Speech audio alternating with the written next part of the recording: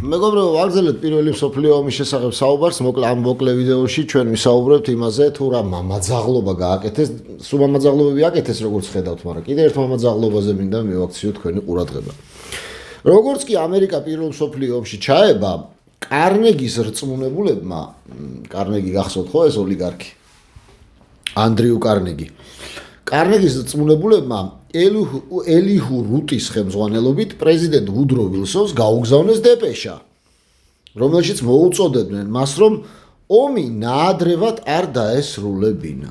ბიჭო, ანუ ამერიკა ხო ჩაერთო, იმით რა ქვია, სხვა მანიპულაციებით ჩართეს ხო ლუსიტანიას ჩაძირვით და ასე შემდეგ, პროპაგანდით. მაგრამ ამერიკას რო შევიდა ომში, გერმანია რა თქმა უნდა ძალიან მალე დაეცემოდა, იმიტომ რომ ამხელა წნეხს უკვე ვეღარ გაუძლებდა 4 ქვეყანა, 4 უდიდესი ქვეყანა ებრძვის, ხო? მაგრამ არ აწყობს ეს ელიტებს. არ აწყობს ელიტებს, რომ მალე დასრულდეს ომი, ამიტომ ანდრიუ კარნეგი, ერთ-ერთი ოლიგარქი, უგზავნის დეპეშას ამერიკის პრეზიდენტ ვუდრო ვილსონს, რომ მოუწოდებს მას, რომ ომი ნაადრევად არ დაასრულოს. ჯენიქსს ვაისმა, ამერიკის პრეზიდენტ ვილსონის ბიოგრაფმა აღიარა, რომ ომის ესკალაცია და გახანგრძლივება მსოფლიო მმართველობისთვის საფუძვლის ჩაყრას ემსახურებოდა. ის წერდა, მართალი იყო თუ არა ბრიტანეთის ელჩი სერ სესილ სპრინგ რაითი თავის რწმენაში, რომ თეოდორ მარბურგმა, კარნეგის მიერ დაფინანსებულმა მშვიდობის ყოფილი სიძულების ლიგის უკან დგომმა ძალამ და ინტერნაციონალისტებმა გამოიწვიეს ომი, ფაქტია, რომ მათ გადაწყვიტეთ ამით ხეირი ენახათ. ბიჭო, ანუ არ ვიციო პრეზიდენტ უილსონის პირადი ბიოგრაფი წერს, რამდენად მათმა გამოიწვიეს ომიო, ანუ ომი მათმა მოაწყვეს, ეგ არ ვიციო, მაგრამო ის ფაქტიაო, რომ ამავე ხალხმაო, ანუ ელიტებმაო, გადაწყვიტესო, რომ ეხეირათო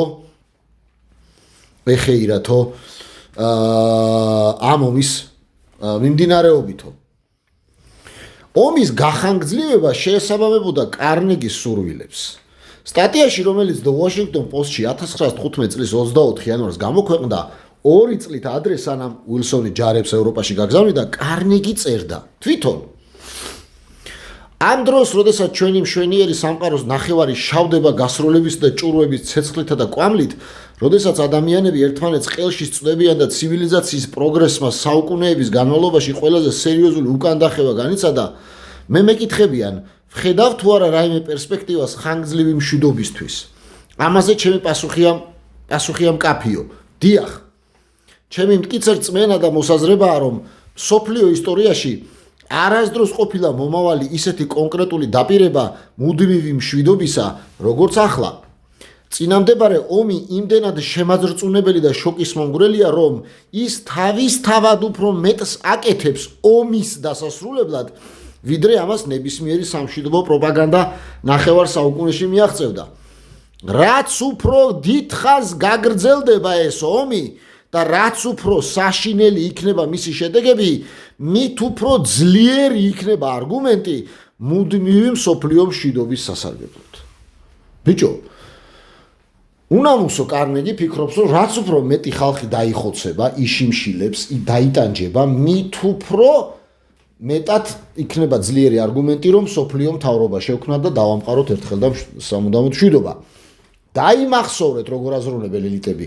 ელიტები კრიზისებს ახანგრძლივებენ იმისათვის, რომ რაც შეიძლება გააგრძელონ ტანჯვა, იმისათვის, რომ ტანჯული ადამიანმა მოითხოვოს ის, რაც მათ სჭირდებათ. ანუ გამოსავალი, რასაც ელიტა მიაწვდის ამ ადამიანებს, ტანჯულ ადამიანებს, არის ის, რაც ელიტას სჭირდება. როგორც კარნეგი აღვიხსნა, მით უფრო გაძლიერდება არგუმენტი მსოფლიო მთავრობის შესახებ და მშვიდობისთვის, რაც უფრო გახანგრძლივდება ტანჯვა.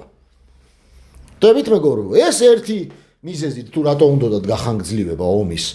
მეორე მიზეზია, რომ 1917 წლისთვის ბრიტანეთის ომის სამინისტრო მორგანის სახლისგან, მეორე ელიტარული წრე მორგანი და Wall Street სხვა ბანკებისგან $2.5 მილიარდი ჰქონდა ნასესხები.